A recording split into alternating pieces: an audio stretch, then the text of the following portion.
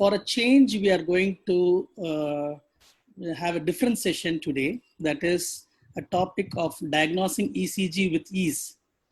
And as we know, TED Talks is for trainees to perform well in their exams, in practical exams.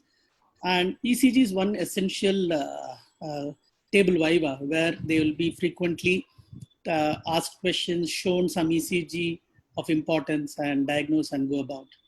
And to do this, we have an expert with us. So before going to expert, we have a small introduction on ECG, which is one of the toughest,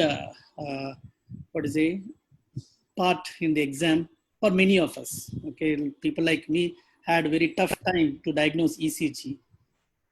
Okay, so it started with Augustus Waller, so a British physiologist who used a capillary electrometer. We easily diagnose ECGs nowadays with a paper, but if you see the history of evolution of ECG, it is very tough. It was not an easy job for many who invented it. He used mercury as a column, and he connected the deflections of the mercury column onto photographic plate, and then he brought it onto a wave. He was able to record V1, V2, where he was able to record two waves and named it as ventricular waves. And first recorded and documented human ECG record was in 1884. And all changed with Willem Einthoven, a Dutch physician and physiologist, in 1895. He started working with ECG machine, and he used string galvanometer. These terms are very confusing to me, and I don't understand much. Maybe experts will be able to tell much better. And he started, I was curious to know, I do not know whether the story is true or false. At least it was written in Wikipedia like that, that he started naming the waves with A. And he started correcting each wave, and he arrived in a perfect wave from P onwards. So he retained the letters P, Q, R, S, T, if that is so. Okay, for which he was awarded Nobel Prize in 1924 for medicine and physiology. And if you see the early ECG machines, it's a huge cumbersome instruments using multiple galvanometers, wires attached, people sinking their hands and feet into electrolyte in a solution.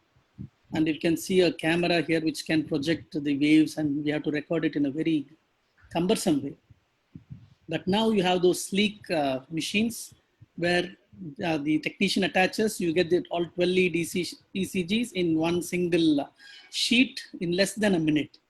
And more so with the new Apple Watch, where the they have some technology to connect the electrical activity of the heart to the watch, and which can show signs of atrial fibrillation or whether it is a sinus rhythm. So we have come a long way from ECG machine occupying a room to ECG machine very handy onto the wrist, isn't it? But my professor used to say, there are a lot of innovations in medicine, and especially in stethoscope. Whether you have the modern stethoscope or the olden stethoscope, which is the most important part in a stethoscope is the head between two earpiece. So whatever be your machines, gadgets, it may increase the ease of diagnosis, but what we understand and how we interpret makes the entire difference fruitful to the patient. So with this, we have with us Dr. Amarja Nagre, an expert in cardiac anesthesia, who had done her DM cardiac anesthesia from Jayadeva Institute. She is currently working at Kamal Nayan Bajaj Hospital, and she runs a web page, cardiacanesthesia.in, and she also has got a Facebook page on cardiac anesthesia and echocardiography by Dr. Amarja Nagre. She is going to present to us the topic on diagnosing ECG with ease. She will make any topic very easy. That is a specialty. And she has got a big passion in teaching. That's what I have found with her interaction in the last few years. I know her for the last 4 or 5 years, but whatever interactions which I have had with her, the passion with which she teaches any topic is very interesting to see, because she takes extreme efforts to make things very simple. So I think it will be useful for us as student and as a practitioner that we can diagnose ECG with ease. Over to Dr. Amarja Nagre. Welcome to the show. Good evening very much. And I think you had come back from your hospital and you have a duty at 9 o'clock, and I will try to keep it as quick as possible for you to go. And in this meantime, you will make things easy for us. Over to you, Dr. Amarja. Thank you, sir. Thank you for the nice introduction, and hope I live up to your expectations. Sure. And I'll just share my PowerPoint. Yeah. Desktop.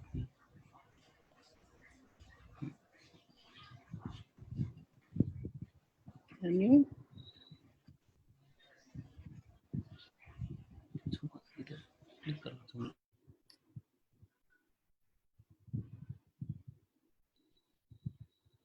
You have your share screen button down on the lower panel.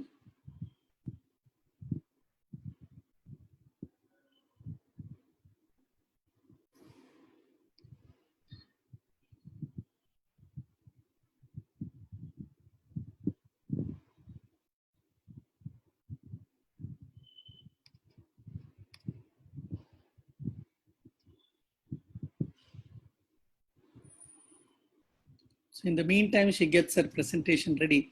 I think table vivas, many centers and many examinations like DM, MD or DNB has different formats. Like at least in DNB where we used to have is we have to diagnose and we have to explain about few causes, treatment of all ECG patterns. And I think it is the same for MD exams also. And diagnosing ECG is very important even during your practice, because sometimes you can have some sort of arrhythmia during your surgery, and identifying the rhythm and the treatment and deciding about the treatment is very crucial.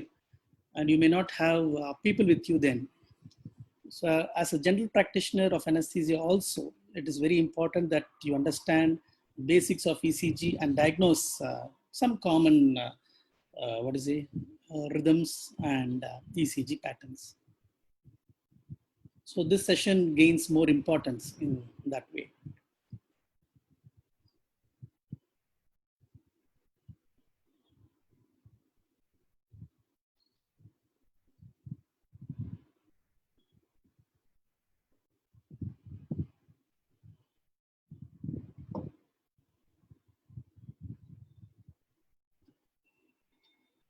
Are you able to see the share screen button on the? Share screen I can see. Now what I have to do? You hit the share screen button, you will get another window in which you'll have the PowerPoint. You have to keep the PowerPoint open first. Okay. PowerPoint has to be open, right? Yeah, you have to keep the PowerPoint open in the full screen, minimize, and then come to this share screen button. Minimize this PowerPoint. Minimize the PowerPoint, then come to this share screen button. You will see the another window in which you will have that PowerPoint presentation for you.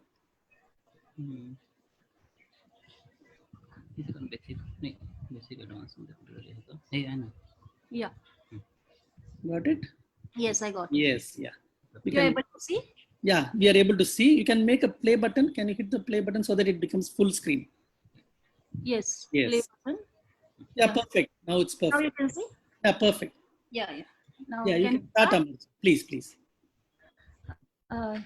Good evening, everybody. This is Dr. Amarja Nagre, and today we are going to see ECG. I've named it ECG Masterclass because it is quite a detailed ECG interpretation. And as we all know, we as an anesthesiologist need a lot of interpretation of ECGs perioperatively. We have to be thorough with ECG interpretation. And perioperatively, we may have to diagnose also a lot of conditions based only on ECGs. So let's get started. As we all know, the body acts as a conductor of electricity. As a wave of depolarization is transmitted throughout the heart, electrical currents spread into tissues surrounding the heart and to the surface of the body.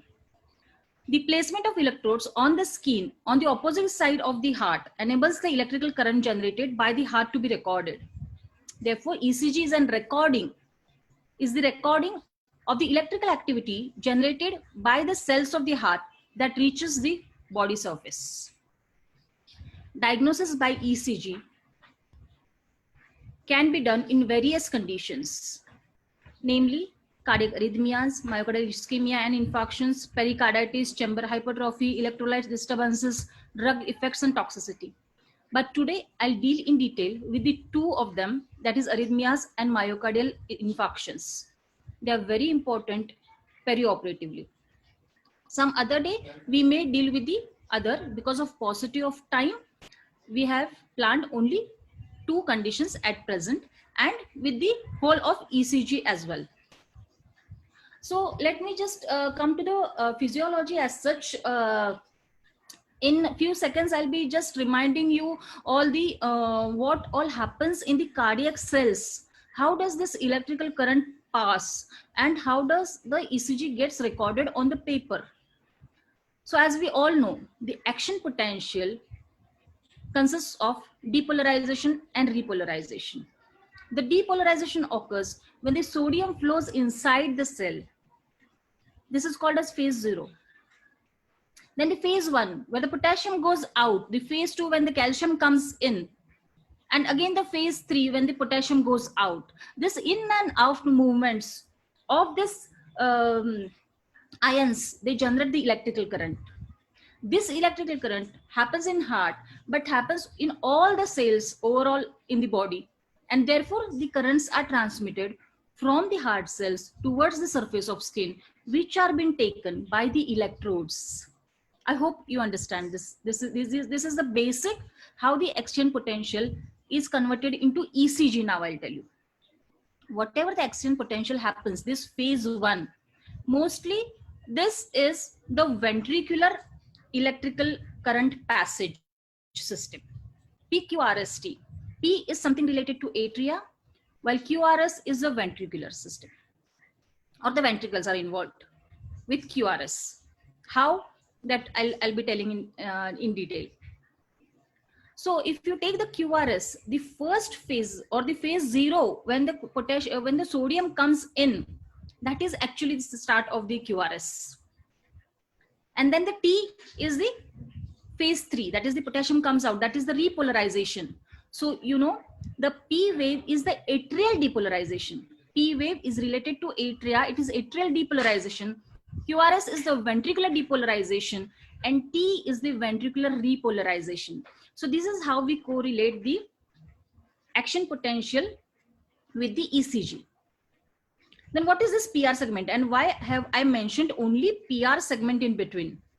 With the PQRST complex, PR segment is very important. Why? I'll tell you later, because we have to deal with blocks. Our many patients have various types of block 1, the type 1 block, the type 2, or the complete heart block. So we have to deal with blocks. That is why we have to know the physiology underlying them. So this PR segment is very important in that. This PR segment is the impulse delay in AV node. How it happens and how to diagnose it, that also we will be dealing with. During the talk, I'll be always saying something like vector. So what is vector? You must have read about it in papers or in textbooks. Vector is nothing but a physical quantity having a magnitude and direction in space. Means whatever the electrical current is passing, if that electrical current has to pass in a particular direction into the ventricles, it has to have some magnitude and it has to have some direction in which it is passing. If the electrical current is passing to the LV side, okay, then that is the direction. And the magnitude, why it is important? Because the vector is something that will give a deflection on the ECG paper. So it can be a positive deflection, it can be a negative deflection, it can be a very big deflection, it can be a small deflection. Now you understand, vector, if it is larger, will give a bigger deflection. When it is going towards that lead, it will give a positive deflection.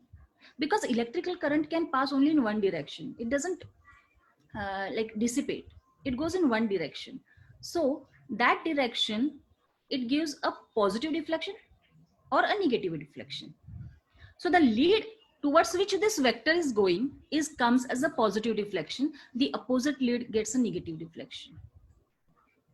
I think that should be clear. Still, I'll just say this once again.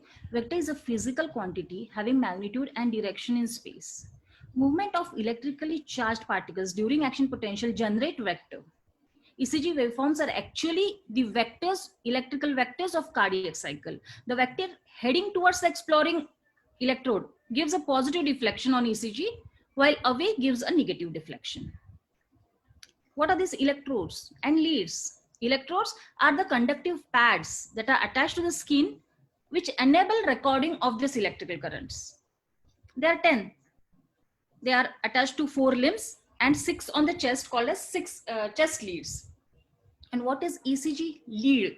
Lead is the graphical description of this electrical activity, which is created by these electrodes. So ECG, so leads are 12. That is, we call 12 lead ECG, and the electrodes are 10.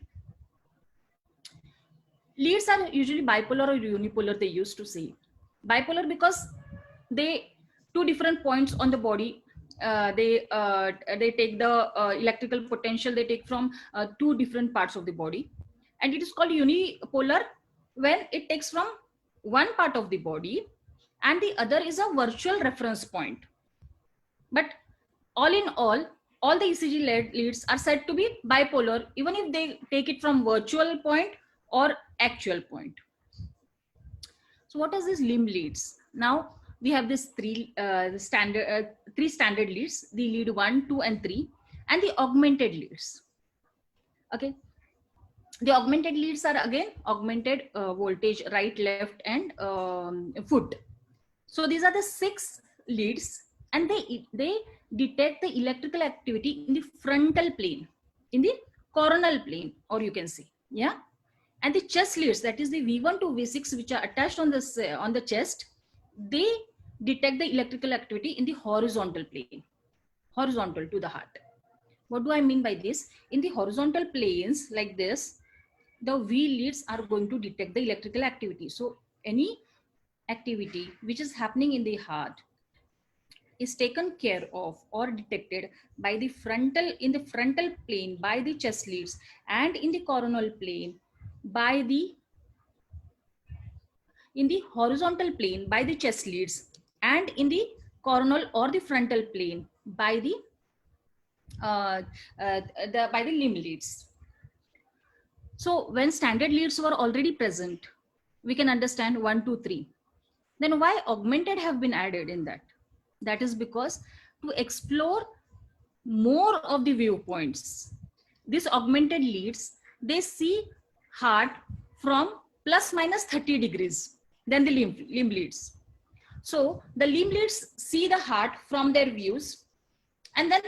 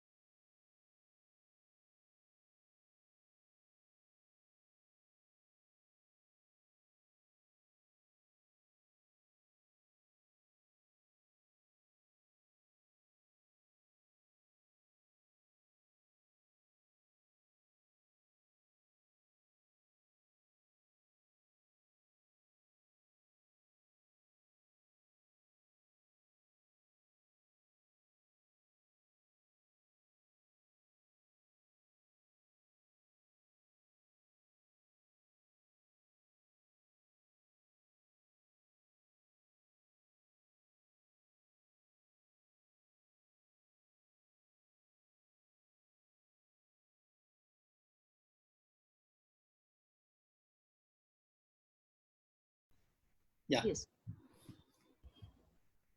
So we were talking about the 12 lead ECG.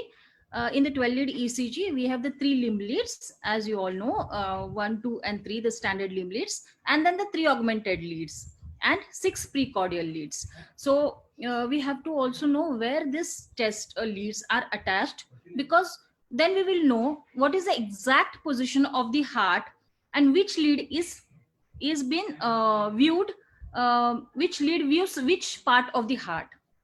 So it is so easy to remember. To diagnose a particular condition, which lead has to be seen. Now I'll tell you, when you say it is V1 to V6, right? So it is the fourth intercostal space. On the right side of the sternum, it is the V1. On the left side of the sternum, in the fourth intercostal space, it is the V2. V3 is between V2 and V4. V4, V5, V6 are in the same line, that is fifth intercostal space. Only the positions are in the mid clavicular line, the anterior axillary line, and the mid axillary line. So what is the importance of this? I'll tell you. If you see where is V6 and V5, it is so lateral. Yes. So anything, any infarction happening on the lateral wall of heart, that is the lateral wall myocardial infarction. Okay. That can be diagnosed in V5, V6.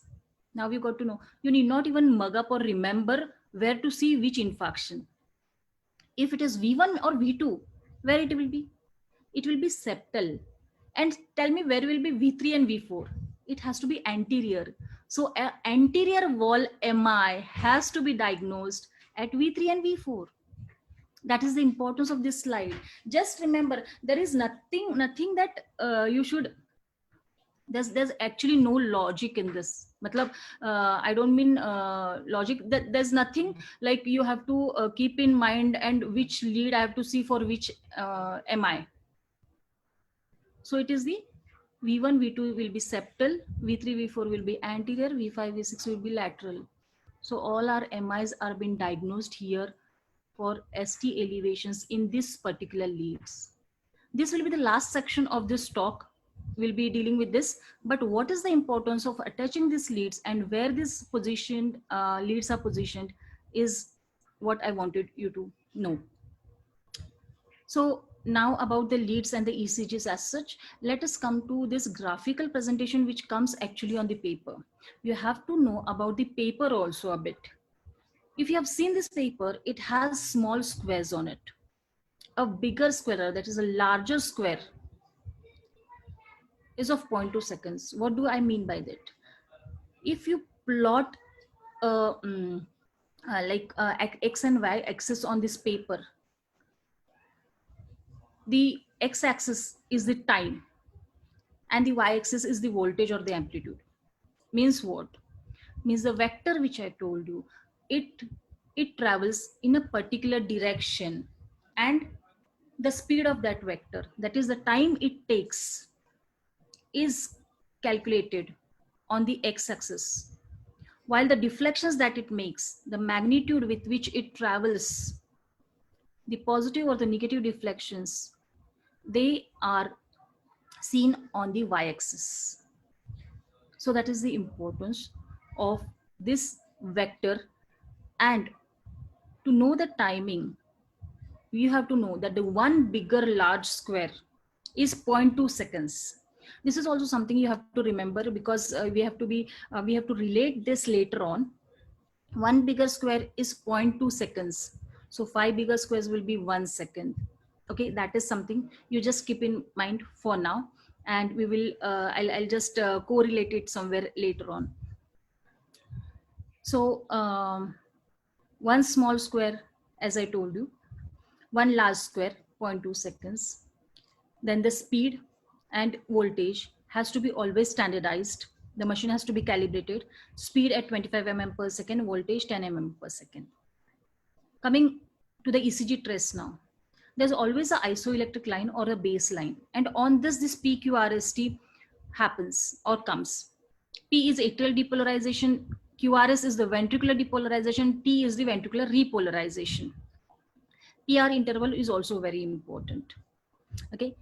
As the PR interval is important, so is the ST segment. Where the S and T join is called as the J point. This point is also important in diagnosing the myocardial ischemia and the infarctions. U wave also comes sometimes, which is said to be Purkinje system, Purkinje fibers repolarization. So when you analyze the ECG, you have to first see if P wave is present or not. If the P wave is present, if it is upright and if it is uniform, means is it present with every QRS complexes? Does it precede every QRS complex? And is it uniform? Is the rhythm regular? Means is the RR interval regular? And what is the rate? Count the number of beats in 1 minute. For the atrial rate, count the P waves. For the ventricular rate, count the QRS complexes. So I would like to summarize. Heart rate normally 60 to 100 beats per minute. The PR interval is very important, 0.12 seconds to 0.2 seconds. And the QRS interval also has to be less than 0.12 seconds normally. Even if you remember this two PR interval and QRS interval timings, then also is okay. Both are 0.12 seconds, near to 0.12 seconds. SNO discharges at 60 to 100, AV at 40 to 60 per minute, and ventricles at 20 to 40. So what is this rule of 300? You have to count the big boxes in between two QRS complexes and divide it by 300 to get the heart rate. 300 upon that number, particular number, gives you the beats per minute. This is a chart, but you need not remember it. I'll tell you what to do with it.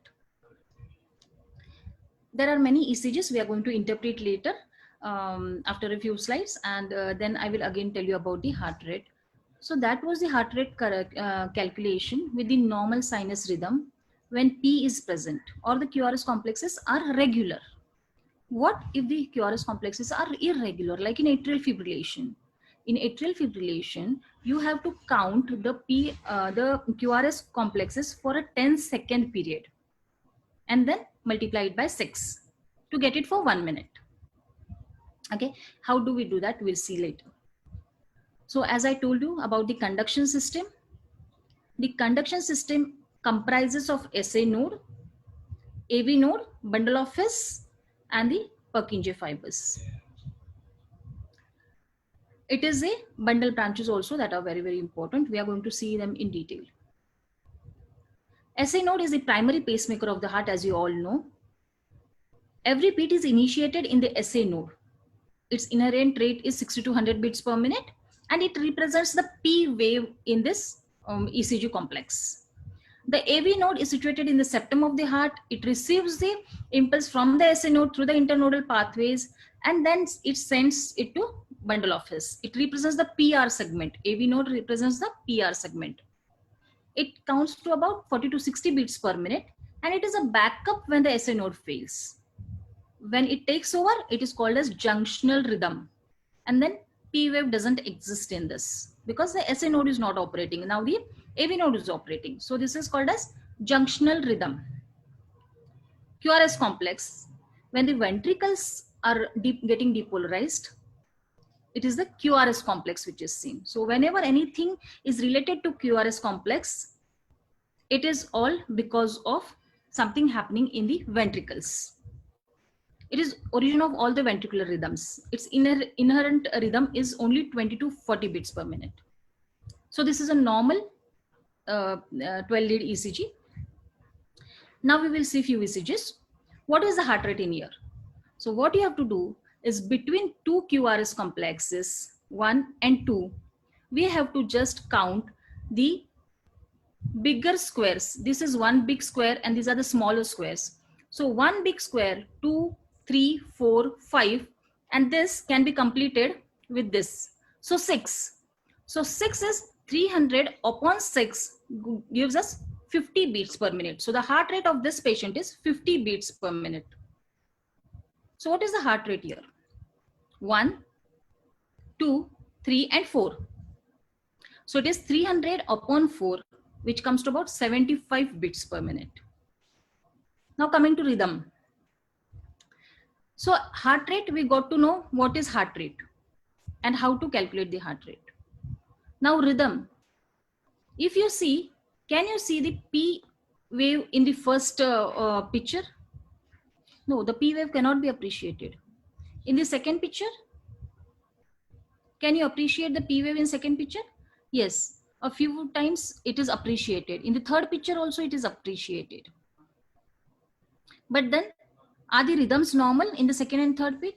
No, there is some problem. So let us see the rhythms now. First is the sinus rhythm. What is sinus rhythm? When the SA node is operating or firing, it is called as normal sinus rhythm. The prerequisites for this are the P wave has to precede the QRS complex. The PR interval has to be normal, that is 0.1 to 2.2 seconds. And the QRS also has to be narrow, that is less than 0.12 seconds. So whenever we say that the rhythm is normal, these three conditions have to be fulfilled. Normal sinus rhythm exists or comes from the sinus node, which is the primary pacemaker.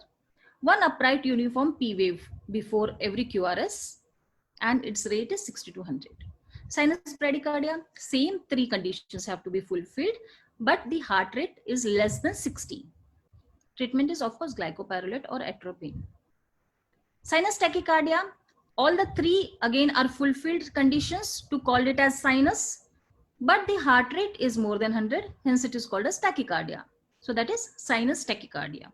Usually the anxiolytics, sedatives, anesthetics or are given, but beta blockers can also be given for this. Sinus arrhythmia. Sinus arrhythmia, again, it is called sinus. Then it has to fulfill the three conditions. That is the P wave should be present, the QRS has to be narrow or less than 0.12, and PR interval also has to be within normal limits. And the rhythm here, it may be irregular. It varies with the respiration, inspiration and expiration. Hence it is called as sinus arrhythmia. Okay. So the treatment is usually anxiolytics or it settles on its own. Coming to supraventricular tachycardia. Usually synonymous with AV nodal reentry tachycardia. The terms are synonymous. Can be used to refer to any tachyarrhythmias arising from above the bundle office. It is propagated by the atria or the AV node, typically producing a narrow complex tachycardia. Paroxysmal SVT is described when this SVT is abrupt in onset and offset. So it is called as paroxysmal supraventricular tachycardia at that time. So now I'll like to tell you the difference between supraventricular tachycardia and ventricular tachycardias. Many people confuse, and when they see the ECGs, they don't know how to differentiate between a supraventricular and a ventricular tachycardia. A very important thing I will like to tell you, that when the arrhythmias are supraventricular, that means they originate into the atria. That means they are up to the level of AV node.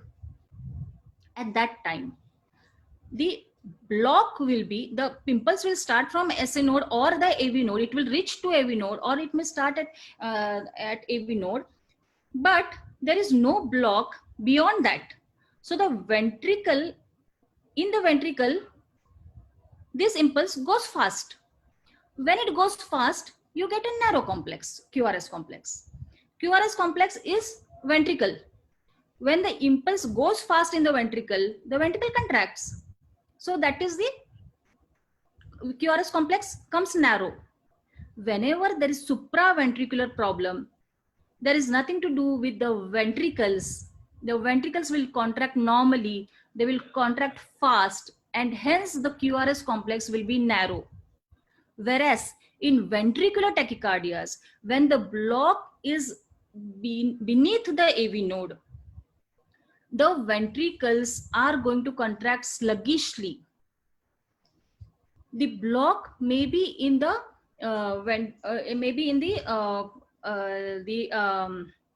bundle of His or the fascicles at that time, or the left bundle branch or the right bundle branch. If they are firing, it takes a while for the ventricles, for the impulse to pass into the ventricles, and the contraction of ventricles takes time. That is why there is a broad QRS complex in ventricular arrhythmias. So the main differentiation on ECG for supraventricular arrhythmias and ventricular arrhythmias is the QRS complex. It has to be narrow in supraventricular, it has to be wide or broad in ventricular tachycardia or ventricular arrhythmias. So got it? So that is how the supraventricular tachycardia has to be diagnosed. One is QRS will be narrow. Secondly, it has to be tachycardia. Thirdly, the P may or may not be seen. P is usually not seen because the SA node doesn't fire here. But small P's abruptly can be seen here and there, so P is variable. So that is how a supraventricular tachycardia has to be diagnosed. The treatment is usually the vagal manures or the Valsalva manure. Then adenosine is given in this. The calcium channel blockers can be given, or beta blockers can be given. Yes, and you have to be really concerned if it is causing hemodynamic compromise to the patient, then immediately action has to be taken to correct the SVTs. Premature atrial contractions, when the atria contracts prematurely, yes, at that time the rhythm can become irregular, and the P waves are premature and abnormal P waves can be seen. The normal contour is not present in them. Coming to atrial fibrillation, if you see, this is supraventricular. It is related to atria. So the QRS complex has to be narrow, less than 0.12 seconds. The isoelectric line is not seen in atrial fibrillation. The atria fibrillates. Atria is fibrillating. Therefore, the isoelectric line is lost in this. Only the fibrillatory waves are present. P wave cannot be appreciated here. It is irregular. So this is the atrial fibrillation, and the management of atrial fibrillation is giving Cordoron or even DC shock, or the rate control can be done. From fast ventricular rate, you have to decrease to bring it to slow ventricular rate. That can be done in atrial fibrillation. Atrial flutter. In flutter, you can see it is only the rhythmicity is present, and it gives a sawtooth appearance. These P waves give a sawtooth appearance. That is called as atrial flutter. It is also a tachycardia. The rhythm is irregular, but whatever the flutter waves are there, they have particular rhythm. That is what I'm saying. And the PR interval cannot be measured in this. The QRS complexes are narrow. Coming to ventricular rhythms now. So when we switch on to ventricular rhythms, first and foremost, the QRS becomes wide. So now the QRS is more than 0.12 seconds. QRS is wide, okay? The P may or may not be present. P, because now these are ventricular rhythms. And this is the premature ventricular contractions. They say more than 10 or even more than 6 PVCs can be, should be treated, and you have to see if they cause hemodynamic compromise, and you have to deal with them then. Yes, PR interval, I didn't talk about it, but only one concern is the WPW syndrome or the pre-excitation syndrome I want to mention. In this, what happens is, there is this one extra accessory bundle comes in, a path through which the impulses come. And therefore, what they do is they excite the ventricle ahead of the routine path. And therefore, if you can see, there is a notching at the start of QRS complex. That is the WPW syndrome. Why it occurs? Because there is an accessory pathway called as the pathway of Kent, which is present, which causes pre-excitation, and hence a wave in the start of the QRS complex. This is again the PVCs. I want you to appreciate the broadening of the QRS complex. This is the PVC. Coming to ventricular tachycardias. The QRS complexes are broad. There is no P waves, or as such every P wave is not followed by QRS complex. There is no correspondence as such. And there is tachycardia. So this is a ventricular tachycardia. This is ventricular fibrillation. When the rhythm is chaotic, it is called as ventricular fibrillation. They say leave the ECG and see the patient when you see such a rhythm on the paper or on the screen. Immediately, you have to shock the patient and try to bring back the rhythm of this patient. Or systole.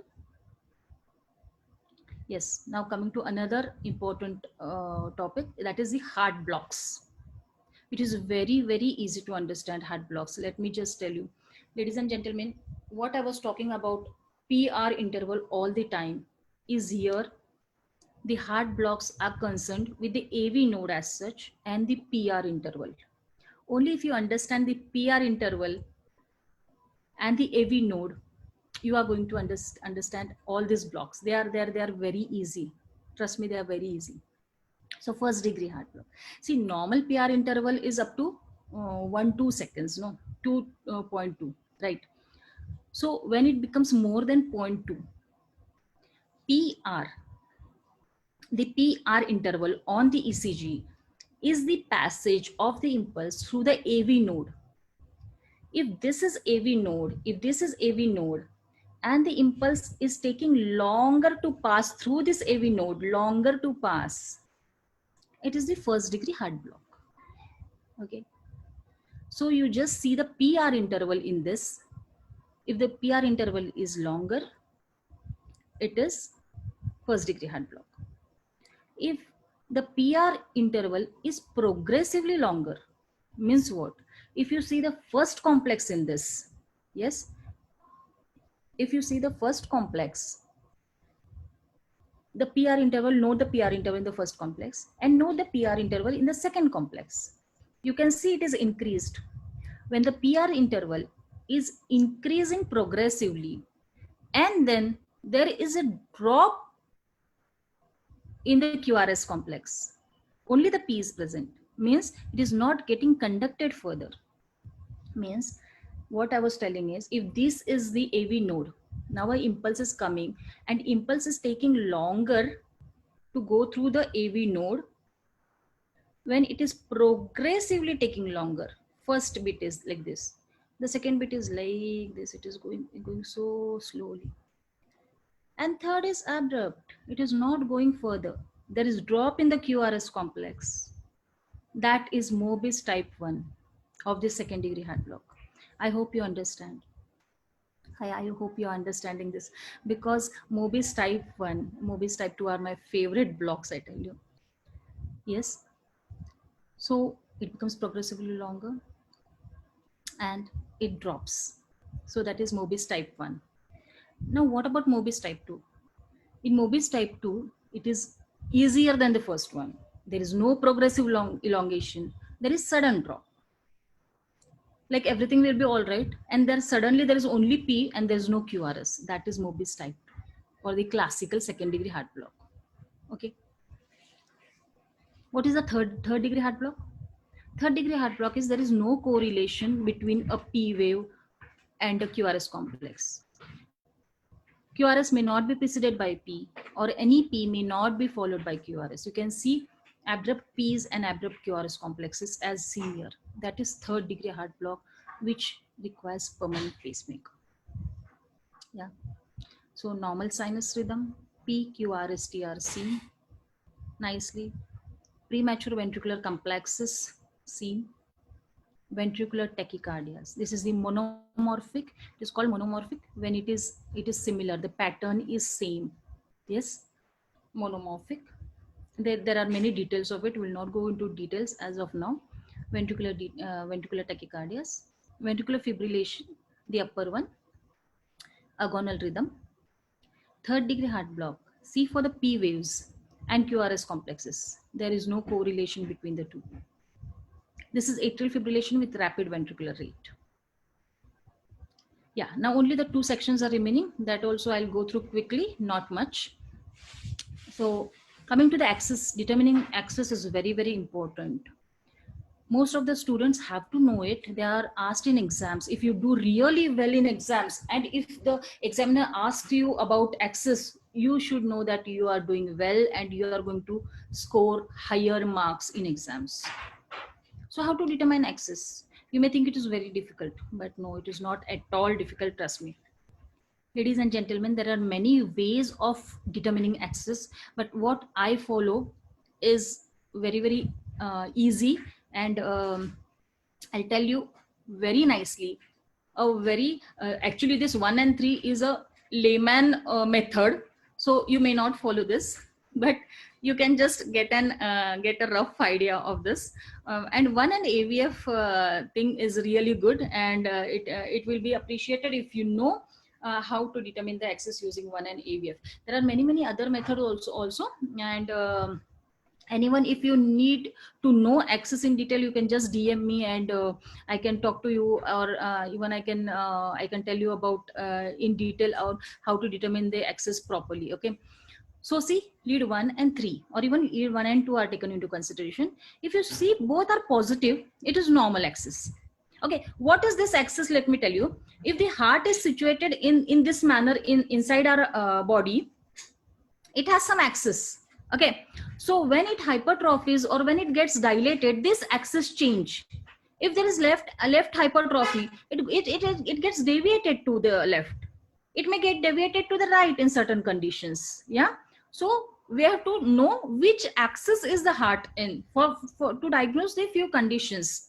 Okay, so if in lead 1 and lead 3 both are positive, that means the axis is normal. If lead 1 and 3 you take, and in lead 1 it is positive, and if lead 3 it is negative, okay, that is they are leaving each other. They are leaving each other. I say leaving L is left axis deviation. If the lead 1 is negative and the lead 3 is positive, that is they're reaching each other, I say the right axis deviation R for right axis deviation. So it is leaving each other and reaching each other, left axis and right axis deviation. Okay. So what is the other method? I'll tell you. The normal axis is -30 to +90. This is the normal axis. There's a range of normal axis. Every heart won't be situated in a particular direction.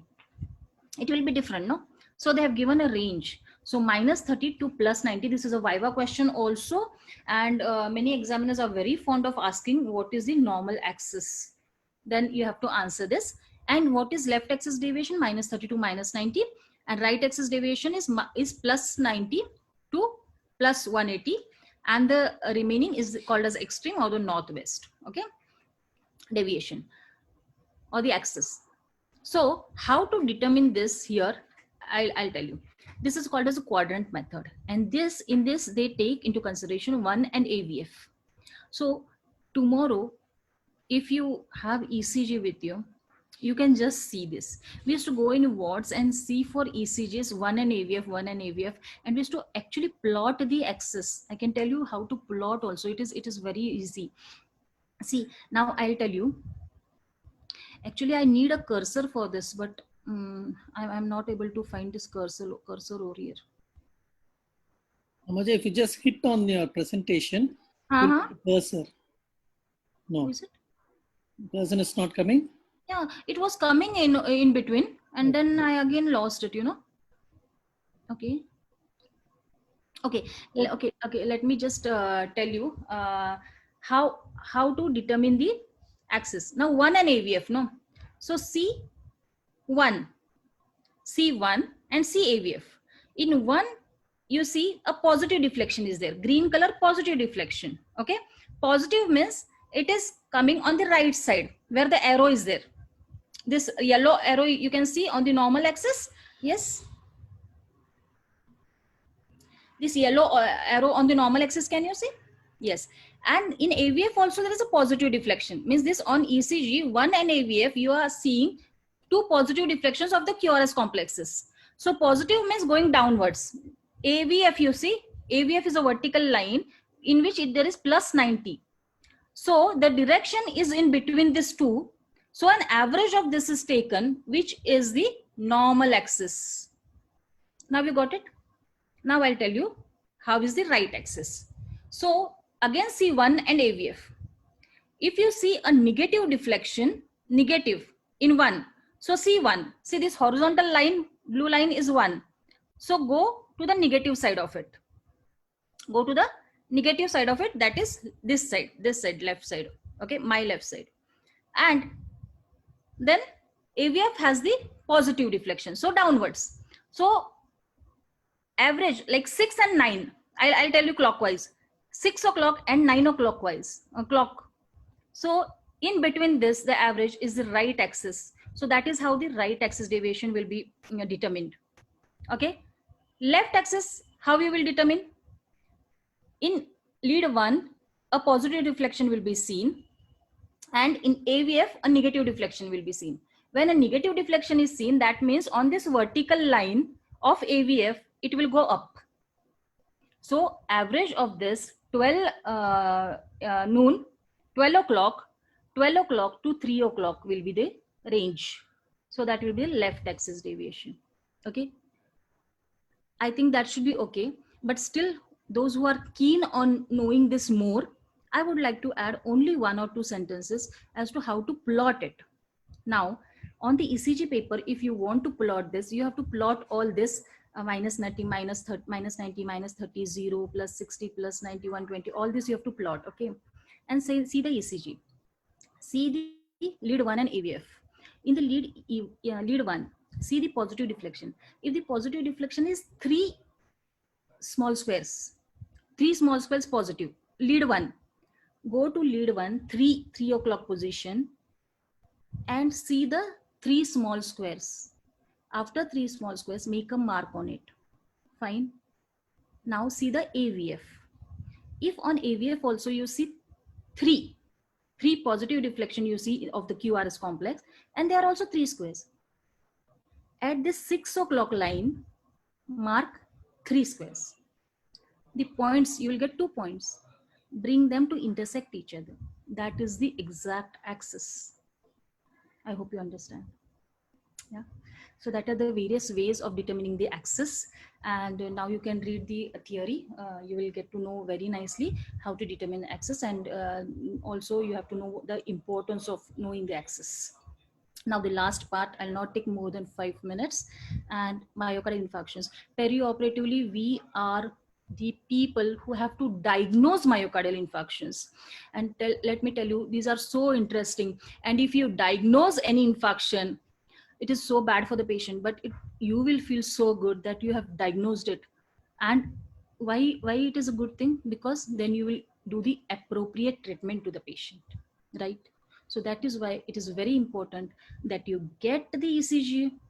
Patient is complaining of some weird chest pain or some uneasiness.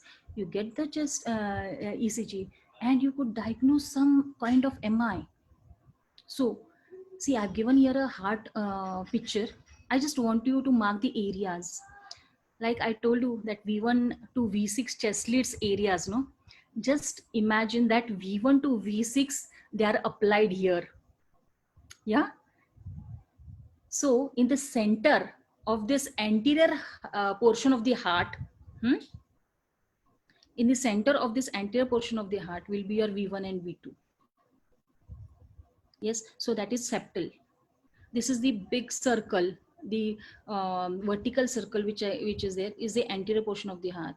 The down is the inferior portion of the heart, and lateral is the lateral portion of the heart.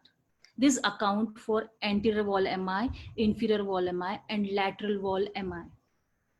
Okay, so keep this pic in mind and we'll proceed further.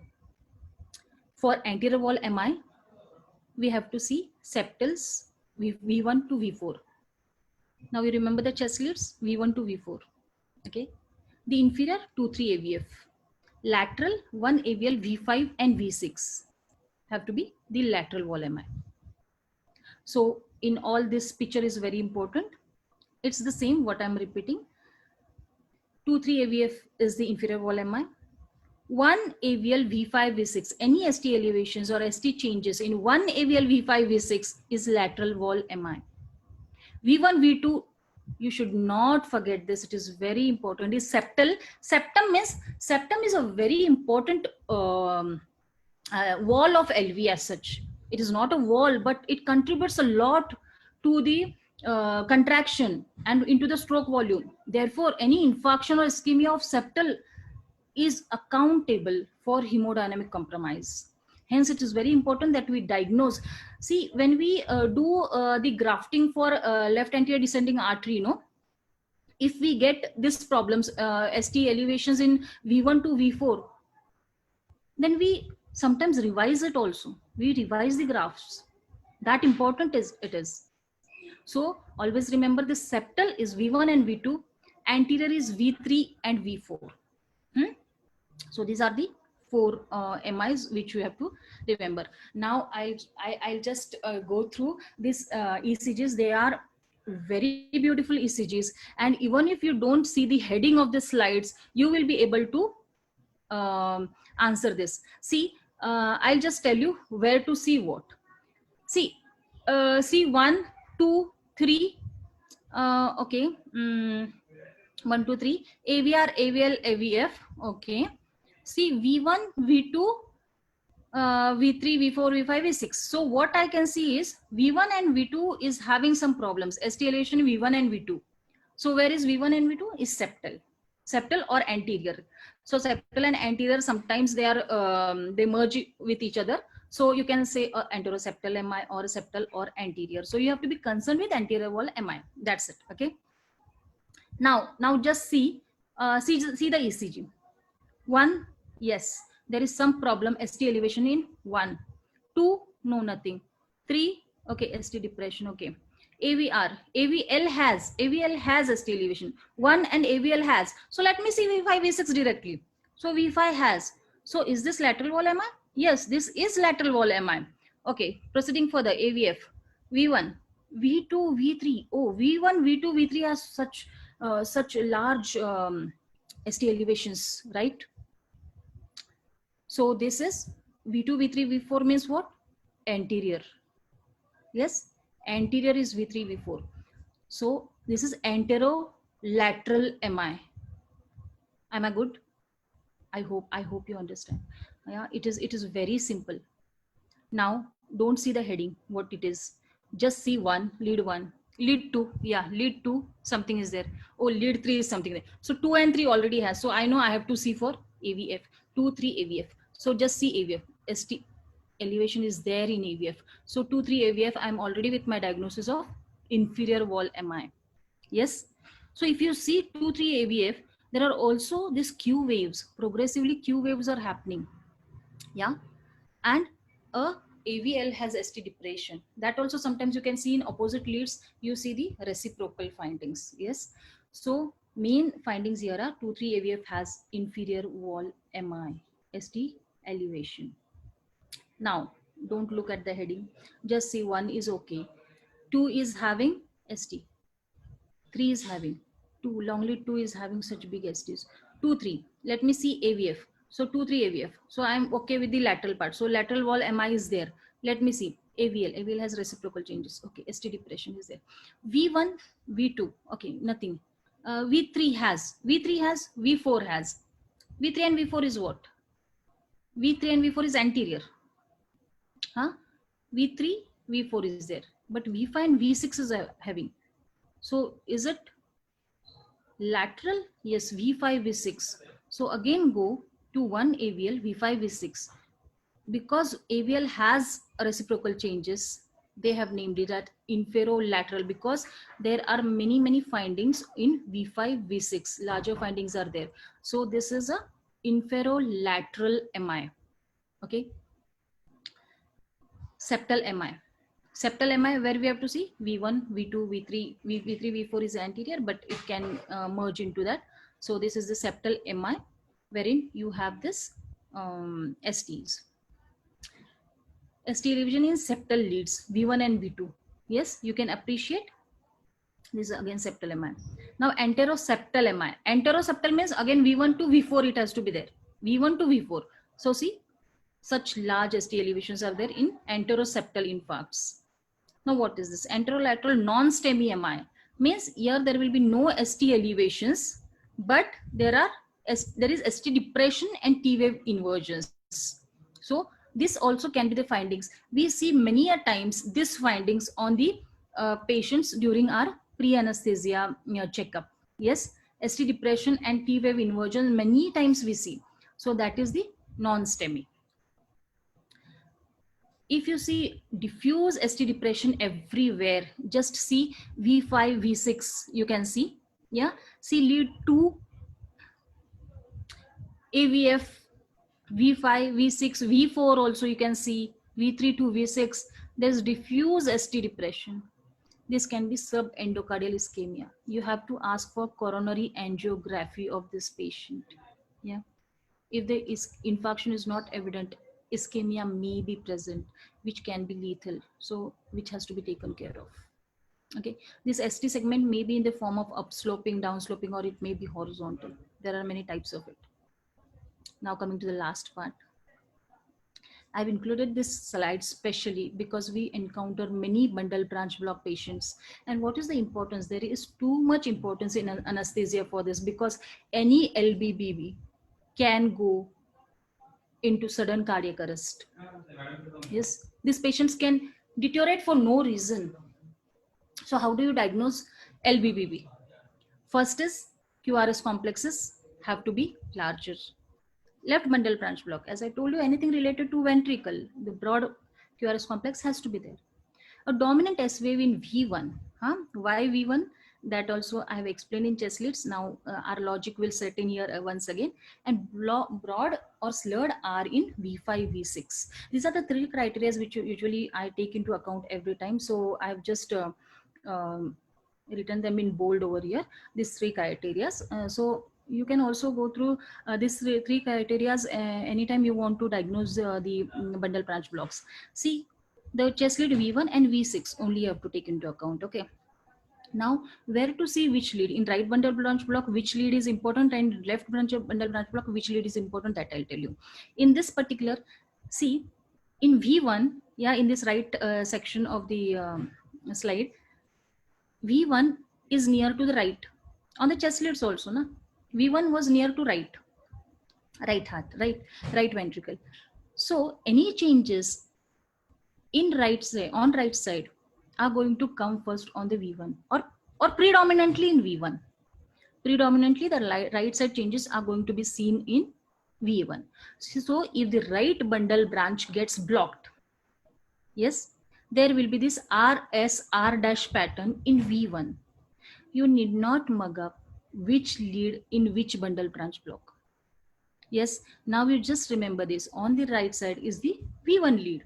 So my findings for the right bundle branch block are going to come in V1. So what are they? These are the RS R dash pattern. Okay, and there will be small v in V6, small s in V6. Okay, in the left bundle branch block, now you see the the left side, the V6 part near the V6 is blocked. Okay, this, if it is blocked, what will happen? There will be a deep S in V and a M shape. It is called as M shape or the rabbit's ears. Yeah, that shape, M shape in V6. So V6 will have prominent changes. Yeah, and the reciprocal changes, that the deep S will be present in V1. Okay. So for LBBB to diagnose, see the V1, that is the deep S in V1. Okay. And a slurred R, a sluggish R is coming into the V5, V6. That is LBBB. LBBB is important to us because it can go into complete heart block anytime and has risk of sudden perioperative death. Chances of bradyarrhythmias with hemodynamic compromise are high in LBBB. Yeah, that is why we are so much concerned. Now STEMI with LBB, ST elevation MI. LBBB, let me diagnose it for you. V1, deep S waves are seen and a M pattern is seen in V5, V6. Clear? So that is LBBB. And MI's ST elevation MI. I think we are good with it. LBBB again with MI. V1, see the V1, see the deep S wave in the V1. See the R in V5, V6, slurred R, a broad QRS complex. LBBB. Okay. While right bundle branch block, RSR dash in V1. RSR dash in V1, why I told you. So that was all about ECG for today. And we may take some other talk on ECG for the other conditions, but these were the basics of ECG and the arrhythmias which we need to diagnose perioperatively, mainly the access and the heart blocks and the myocardial infarctions. So that was all from me today, ladies and gentlemen. Thank you so much for having me. Thank you, Surendranath sir. Thank you, Hetal Vadera sir. And thank you everybody for having me today. Thank you so much. Thank you so much, Amarja. It's a very difficult topic that to take it as an online thing is, you need to be very brave because you should be sure of a subject to talk about it. Exactly. So it was really good, and we could simplify few aspects for in ECG. Thank you very much. Hope to continue with you in ECG and echo and many other topics related to cardiac sciences and TED Talks. Thank you so much. Sure, sir. Thank you. Thank you so much. Thank you.